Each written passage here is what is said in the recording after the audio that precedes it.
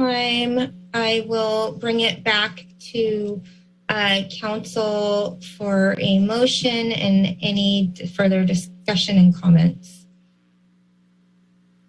Councilmember Golder. Thank you. Having heard all the presentations and all the speakers and read through all the emails, and I appreciate how thorough your presentation was, Randy and Laura and Kimberly. I would like to move that we make a motion that we approve the recommended proposals as presented, and follow the county's lead and remove the HR, what is it? I don't remember what the acronym is, and reallocate the funds to whatever the board decides.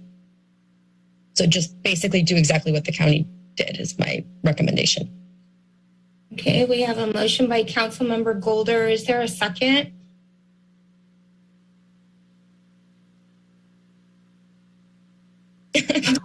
I'm happy to second that.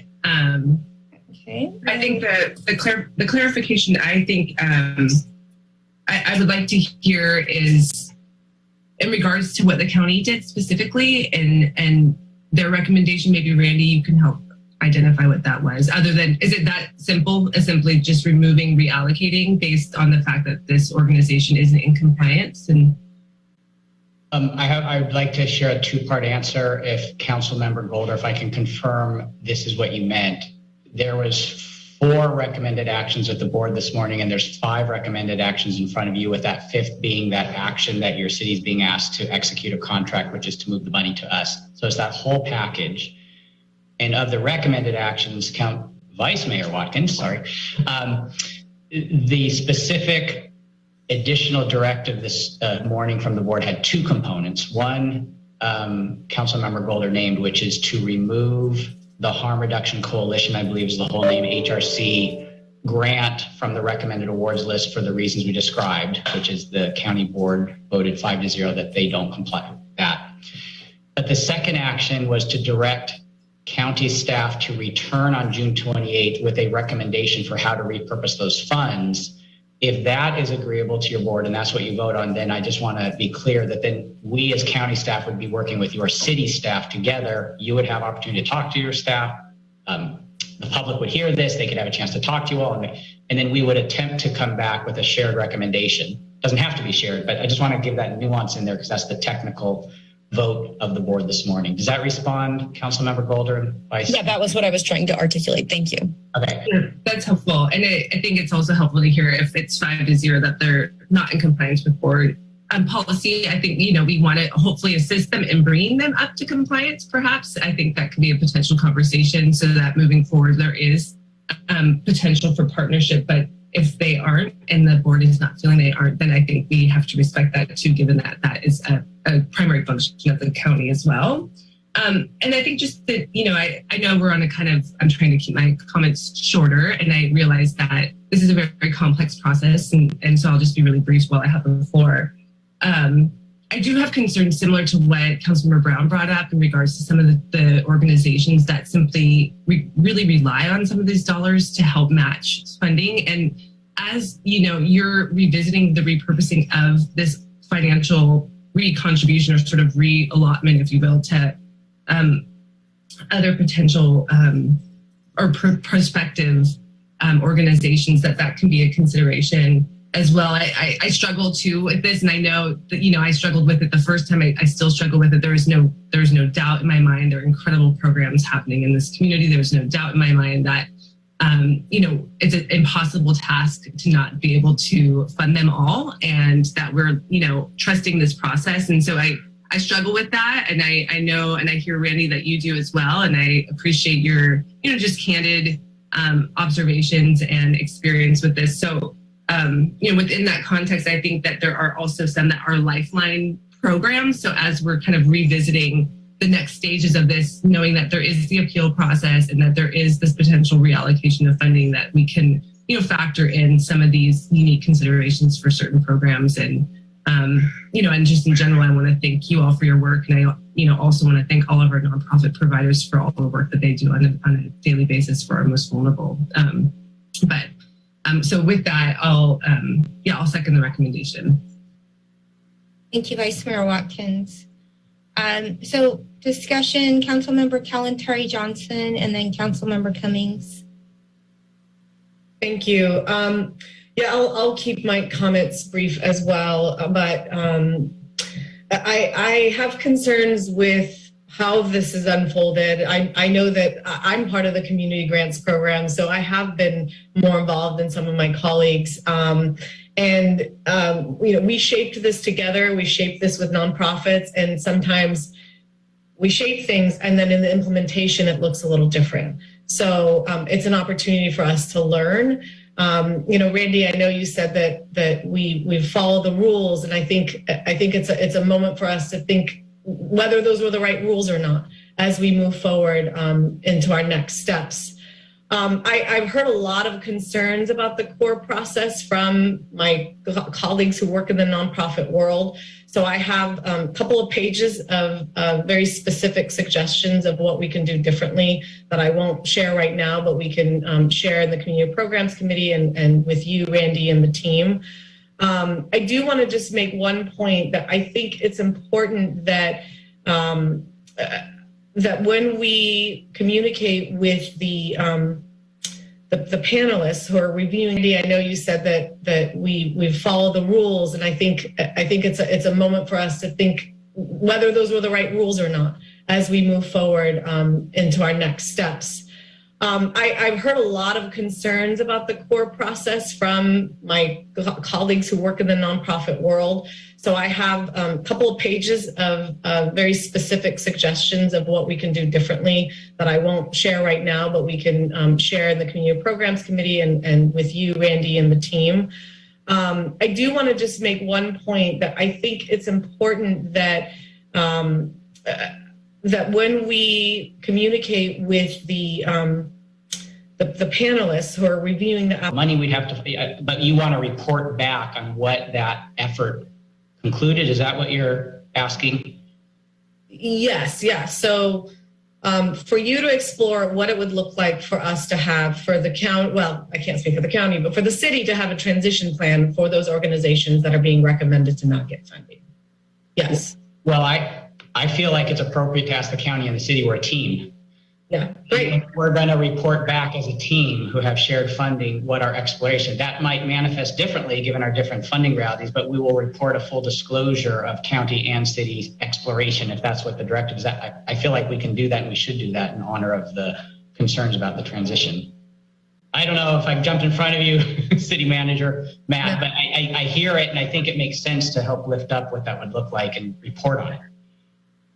Yeah, we hear the direction, Councilmember Kalantari Johnson. I appreciate the sensitivity around wanting to help those organizations that may be impacted through the final funding recommendations through that transition. And I also think, to Randy's point, most appropriately as part of this partnership that we would do so jointly with county staff. Okay, thank you. And I just want to reiterate my thanks to the work that everyone, city and county, have done. And I want to just say that I'm grateful to the amazing nonprofits we have in this community that are the boots on the ground and that do the work every day. So thank you. Okay, thank you. We have, so we have the motion as recommended, Councilmember Golder, seconded by Vice Mayor Watkins with a friendly amendment from Councilmember Kalantari Johnson to explore the impact of, and I don't know if City Clerk can pull that up just to make sure that was captured in the way it was intended. I can, and then I can also, I will need some further clarification, but let me share what I...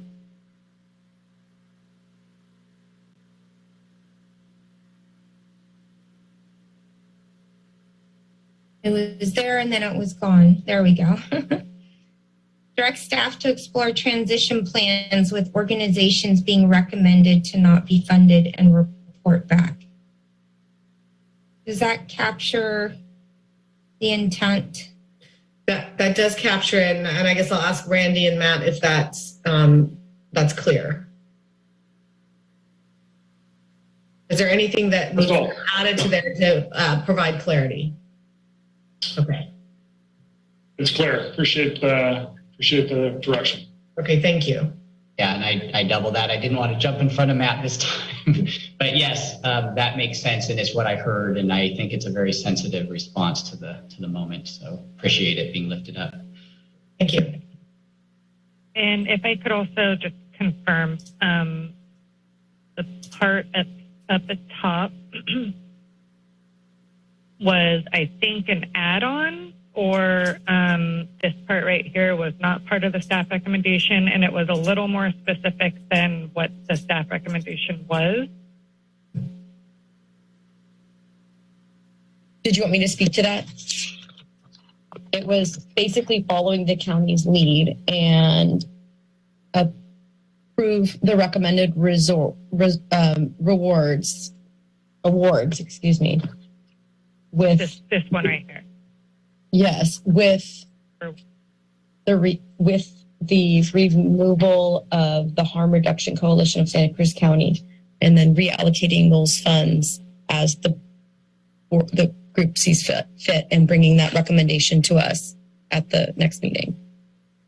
And that's what I heard Randy say that the county's doing. Am I right?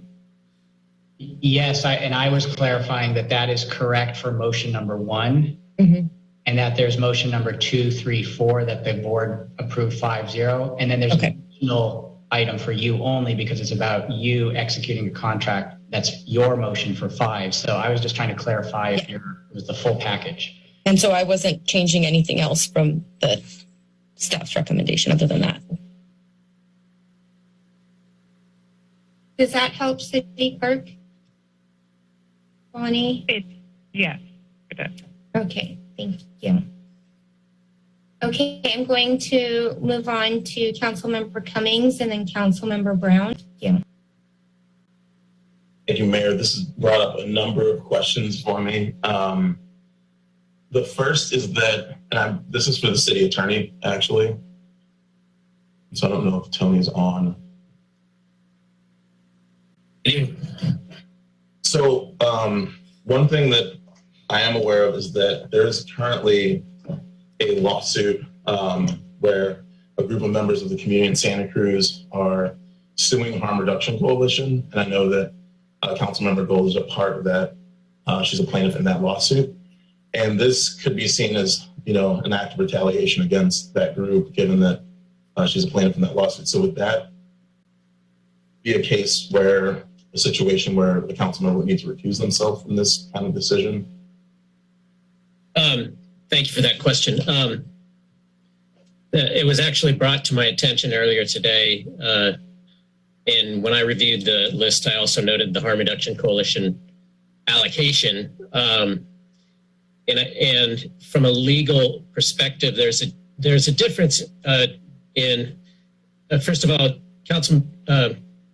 Councilmember Golder does not have a financial interest in the litigation, so there's not a financial conflict of interest question.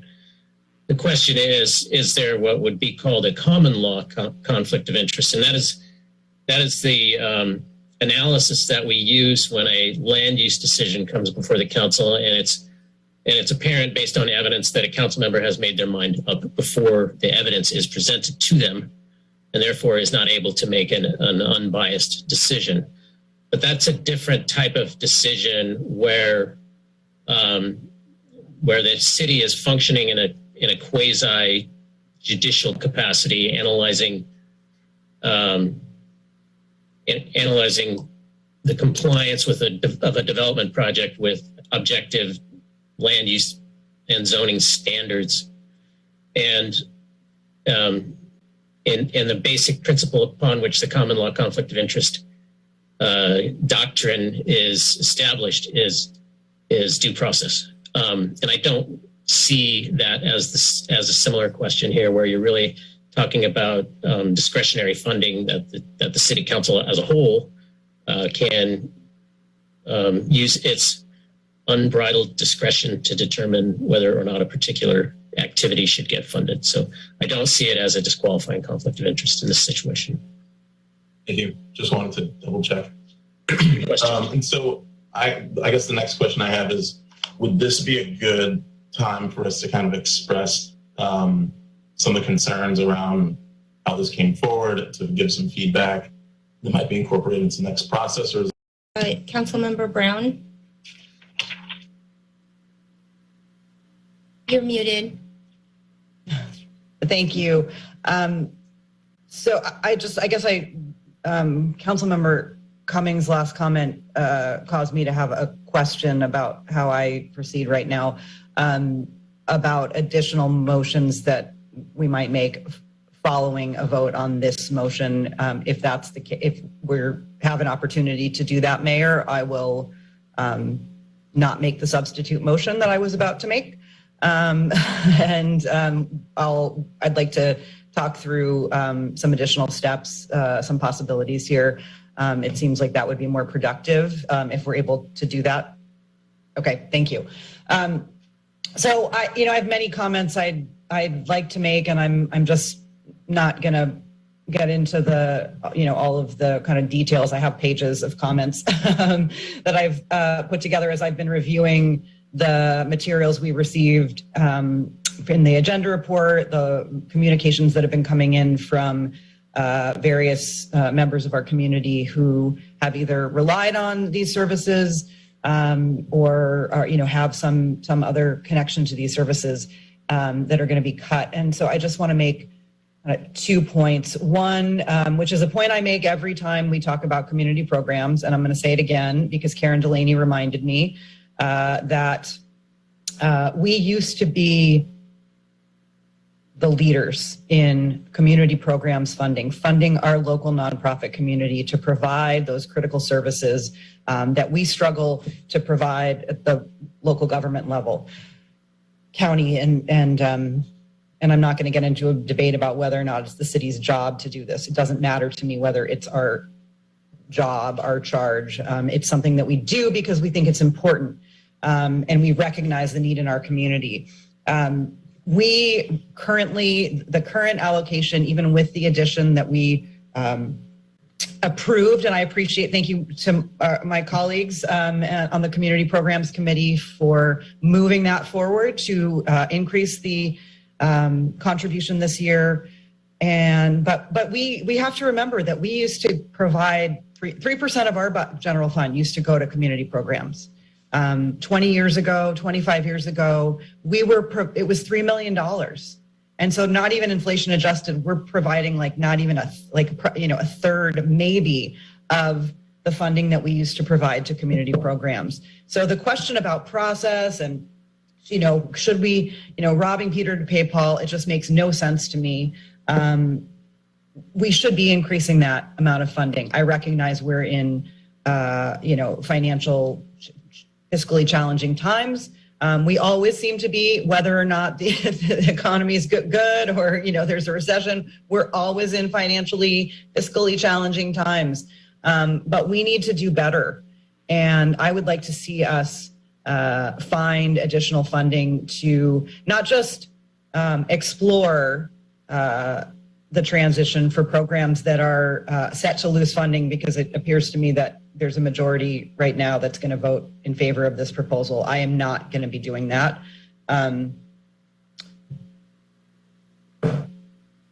We have an opportunity to, rather than, again, rob Peter to pay Paul, to think about how we move forward in a way that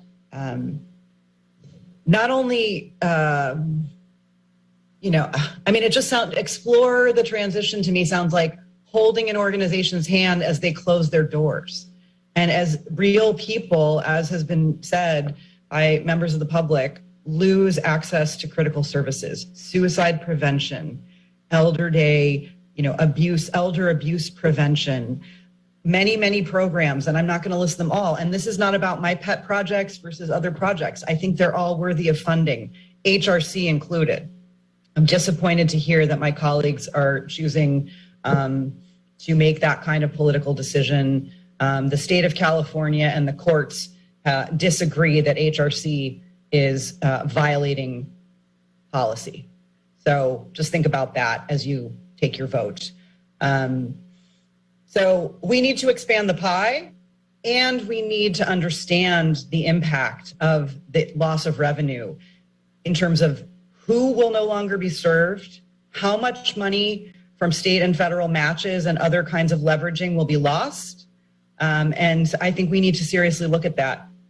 I want to see us move forward in that vein, rather than accepting beyond unacceptable outcome to a process that, yes, was approved. And I'm not suggesting that the people involved in this process didn't have the best intentions by any means. I know everybody has, and I know everybody has worked hard, but the unintended consequences are too great for me to support this recommendation today. So we need to look at the impact. We need to have that information. We actually need to understand what the impact will be of our decision before we make it. And we're not getting that information. And so I can't support it. One, and two, we need to expand the pie. And so I'd like to see us explore that as well in our ongoing conversation.